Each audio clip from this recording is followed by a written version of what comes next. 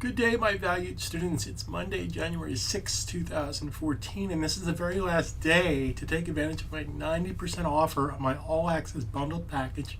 For $399, you'll get over 36 current courses and a bunch of courses. Now, I'm going to share with you how to basically use Adobe Edge Reflow to build media queries, but I just wanted to share with you, you don't want to miss out on this deal.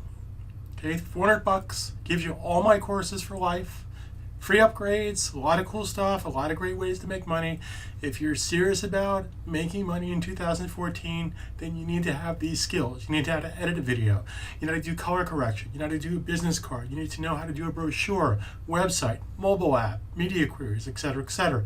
That's included in my 36 course all access bundle for $399, plus you get free upgrades and free videos for life. So I'm going to produce all kinds of videos coming up in 2014, so you definitely want to take advantage of them. Now in today's lesson, I'm going to share with you how to build media queries a simple, easy way, because I'm all about simple and easy. I'm a lazy person when it comes to work. I'm a very motivated person when it comes to work. I enjoy working, I enjoy making a lot of money, but I like to let software do the work for me. So here's an example. Here's a site called MediaQuery.es. I'm not really sure what country this is, by the way, but it's pretty clever. So what a media query is, I'm just going to pick this site right here. A media query basically enables you to take that same site and basically knock it down to the size. So it'll be the same size no matter what you're doing on that particular device. Now keep in mind, media queries can be built in Dreamweaver CS6, css3, which you should be using the most current version, but there's a great new program out there called Adobe Edge Reflow, which premiered last May of 2012. So I'm going to share with you coming up in just a second how to basically create an Edge Reflow document that's going to create all the media queries for you that you can then take back into Dreamweaver and build your site. So as an example, if I resize this, it's automatically going to resize to that particular device because that's how that particular site is set up. All these sites, what you want to do, it's a very important step. Do a Google search on this.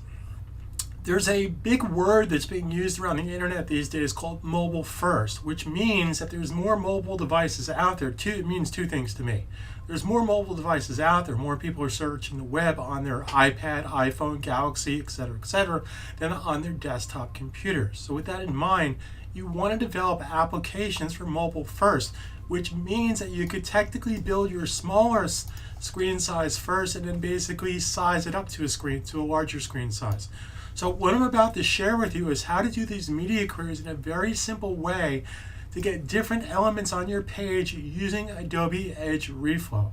So let's roll up our sleeves, crack our knuckles, have a beverage, relax, and I just want to point out once again, today's the last day. Two things are happening on Udemy today, January 6th, at 12 o'clock midnight Pacific time. So if you're in Australia, it's already tomorrow, but take advantage of the fact that it's still today. It's starting like a who's on first? Yes. No, who's on first? Yes. No, who's on first? Yes.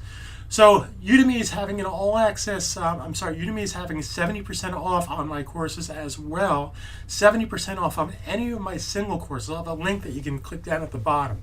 But more importantly, you get my all-access bundle for $399. Do yourself a favor if you're serious about making money. And here's the greatest thing about Udemy. You sign up for my courses at the end of 30 days, you go, it's not for me. Hey, get your money back. What do you have to lose?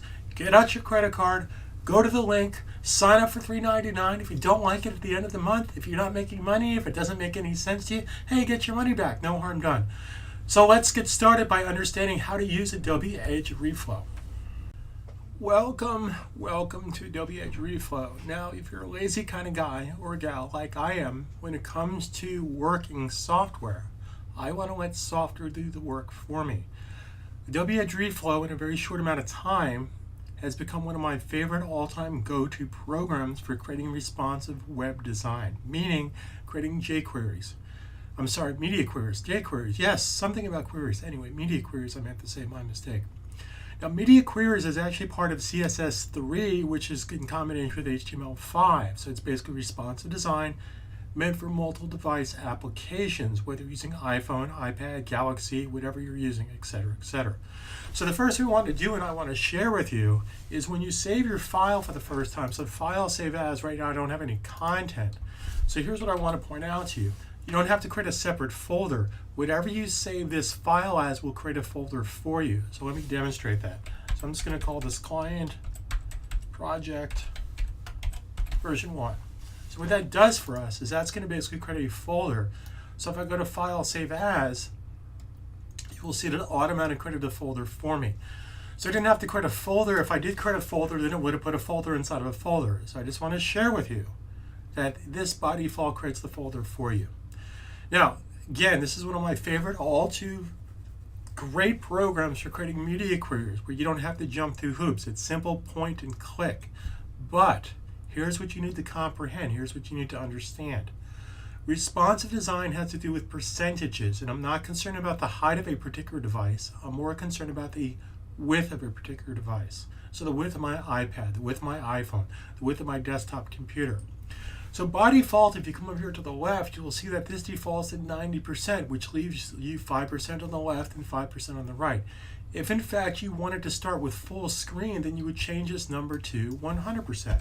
So if I change that to 100%, notice that there's no margin space on the left or the right.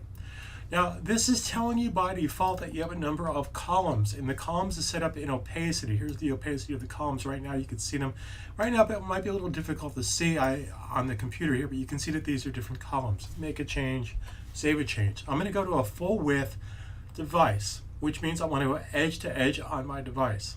Now, the thing I really like about this program, and keep in mind, it's still in its kind of preview version. It's not the official. Notice it says the word preview here, meaning that it's not the actual full release.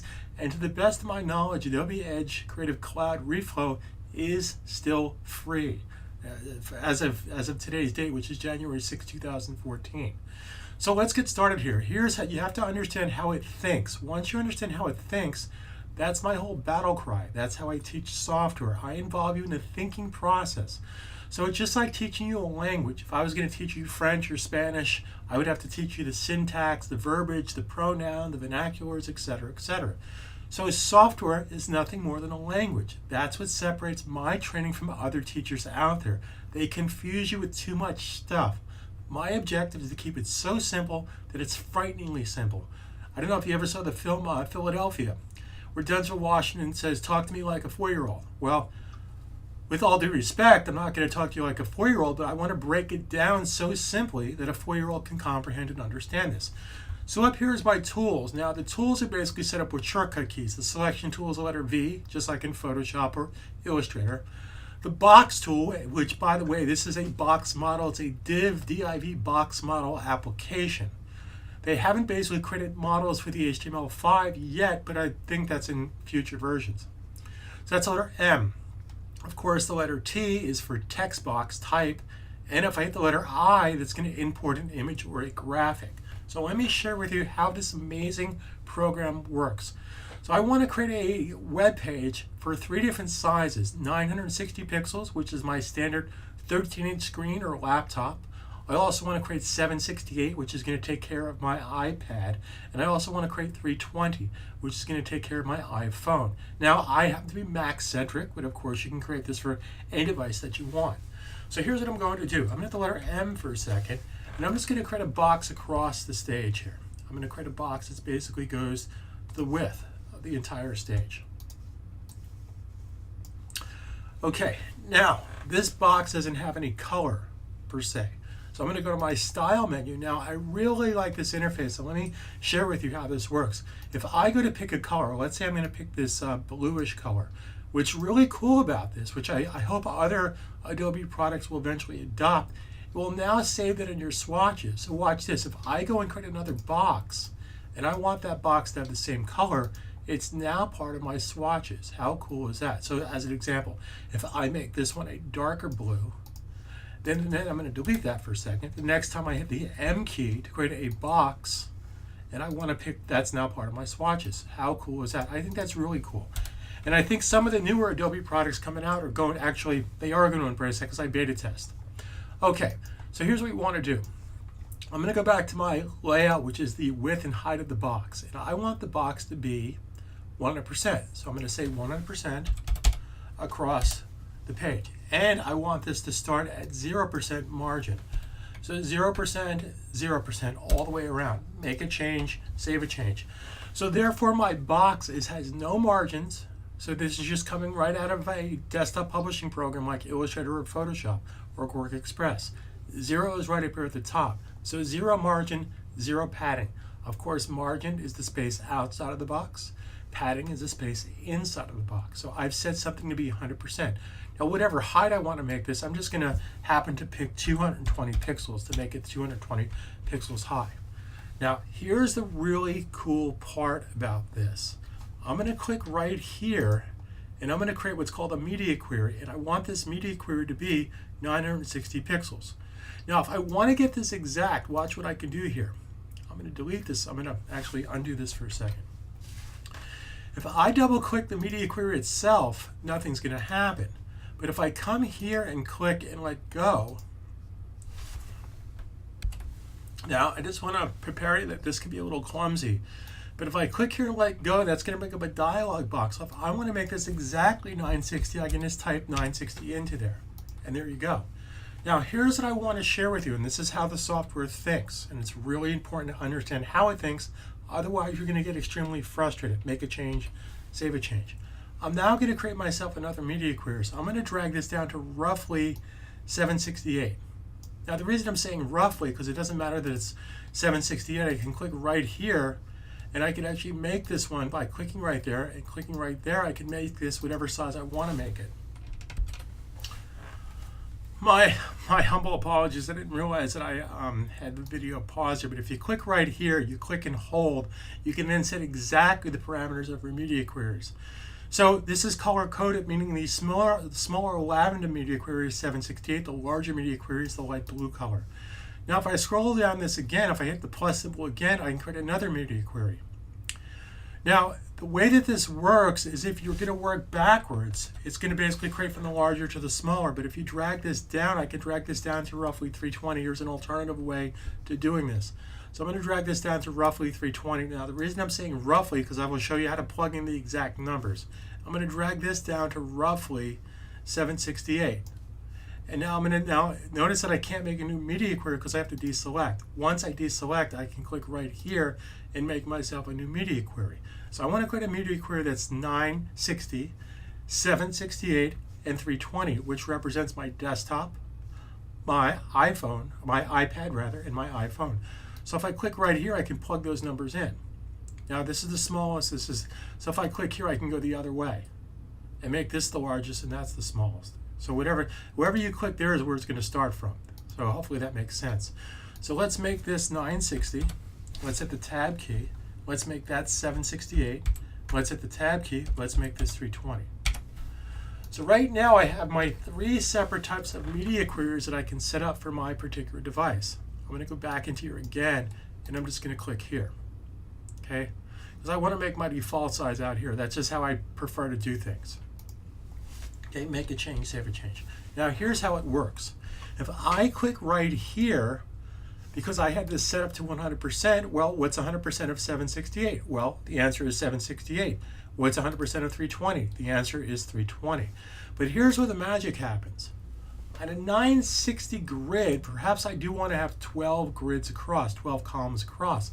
But by the time I come to, and this is for design purposes, by the time I come to my iPad size, perhaps I only want to have 10. I can either type in 10 here, or I can move the bar from here, whatever is simpler for me. I'm just going to type in 10.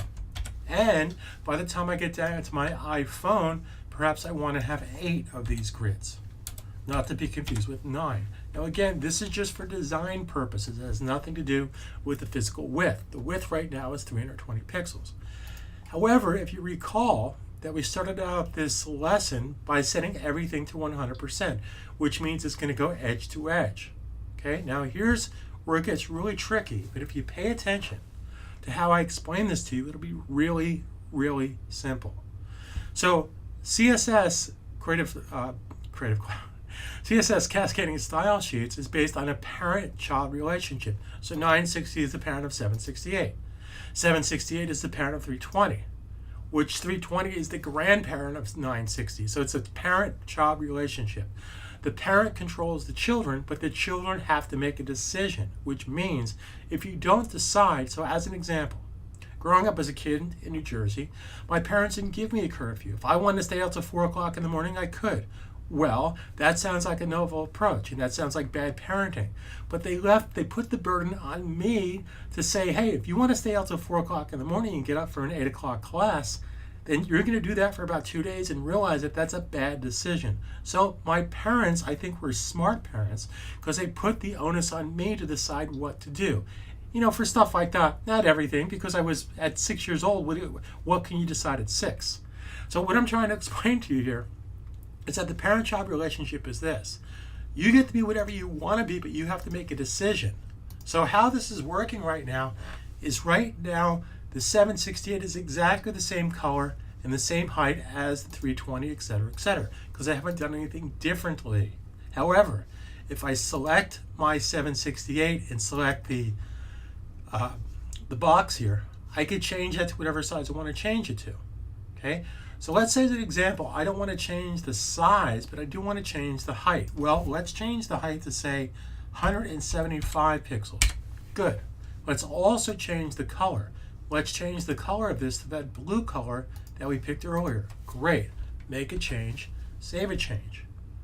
So if I go back to my 960, you will see that this is retained at the aqua color at 220 pixels high. However, once I go to 768, it's a totally different ball game. It's 175 pixels. Now, here's where it's really cool. This little color coding will tell you that it's getting its marching orders from this color code right here. Okay? So if I go to styling, anything in gray, gray is default. Gray is this guy up here. Gray is default. Everything else is inheriting from the parents. So if I click right here, the only thing that's inheriting from the 768 in this particular case is the size and the color, because they're both color coordinated with this color right here. Now if I go to 320, watch what happens. In my 320 media query, or my 320 width, it's getting its marching order still from the blue, which was 175, and it's getting its color scheme from the blue here, which was this blue color. So again, very important step. Parent-child relationship. If you don't make a decision, you have to do what your parents tell you to do. Well, Mr. or Mrs. 320 here didn't make a decision, so you have to be blue at 175 pixels. However, I don't want to be 175. I want to be 150. Well, goody for you. You get to be whatever you want to be, and I don't like that color. So I'm going to go and pick a totally different color. I'm going to pick this orangish color. Well, goody for you. Make a change, save a change. So you get to be, if I go back here to my 960, that's the size of that particular media query. And if I click right here, that's the color and size of that media query. And if I click right here, that's the size of that media query, etc., etc., etc. Now, what do you think would happen if I went back to 960 and hit the M key again? M key is going to create the box, and I'm just going to create another box right here. And I'm just going to draw this by hand. And I'm just going to change this color to maybe this dark green color. Okay, make a change, save a change. So what are your thoughts on that? What do you think is going to happen to 768 and 320? Well, 768 and 320 are still going to have that green box because it's getting its information from the parent. Again, if you don't make a decision, your parents will decide for you. So when I come to 768, just because I can, maybe I want to take advantage of the full screen width. So let's go ahead and drag this out to 100%. I can do this one of two ways. I can drag it out, or I can just go to my layout and type in 100%, which that's what I'm going to choose to do. So what do you think happened to my 960? Well, 960 stayed the same because the children don't affect the parents. The parents affect the children if you don't make a decision, make a change, save a change. So now when I go to 320, 320 is set up to be 100%. So I didn't have to do any other heavy lifting here. This is set up to 100%, right? What's 100% of 768? 768. What's 100% of 320? 320. So how cool is that? However, this is great that it's 100%, but I don't like that color. So I'm going to go back to my styling and pick this color up here. Actually, let's pick this color. And I don't like the height, so let's go back to the layout and let's make our height on this 250 pixels because maybe I want to put a slideshow in there. Make a change, save a change. So in a very simple way, I've created a layout that has flexibility. Now, let me explain more about how this program thinks. What this is going to do for you is if I go to the File menu and I really want to save, okay, I have something called Preview. Now, the only browser that this is tied to right now, it's tied to the Safari browser and it's tied to the Chrome browser. Now, this will work in other browsers, but not by default in Adobe Edge. I just want to share that with you. So here's what I need to do. If I don't preview this in a browser first, then it's not going to create my HTML file and it's not going to create my media queries. So I do want to save the file itself, but then I have to preview the file inside of a browser. So as an example, if I go to Save As for a second, you will see I have the file, the raw reflow file right here. And if I double click my assets, I have my CSS set up and I don't have any images, so there's nothing inside of here. But if you want to also update and save your new media queries, this is what you'll need to do. If you don't do this, it's not going to work. I need to go to View, I need to go to Chrome, and it's going to launch us inside of my Chrome browser.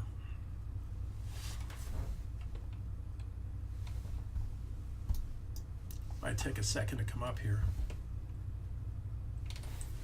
So if I go and resize this, so there's my first media query, there's my second media query, there's my third media query, okay, instantly done.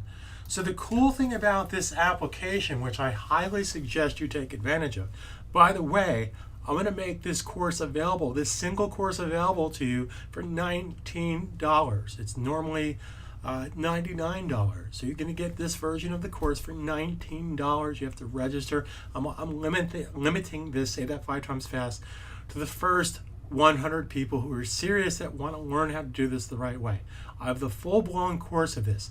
So if you're in the web design field, if you don't know how to build mobile apps, more specifically creating flexible responsive design media queries, you're working in the Stone Age. And if you're going to write that code by hand, I highly suggest you don't do that. Let software do the work for you. And if you want to tweak that further, you can. So what that did is that created an HTML file with CSS that I could then bring into my Dreamweaver file and make further modifications. Thank you very much for being here. My name is Robert Farrell. I just basically gave you roughly 19 minutes of free education. But more importantly, I want to excite you. I want you to understand that I am here. I'm very serious in helping you make money, but you need to help yourself by helping me help you. You support me, I support you. Sign up for my course for $19. You'll get the full version of the course plus free upgrades for life. Thank you very much for being here. Enjoy the rest of the year. Have a great 2014, because I know I will. Have a good day.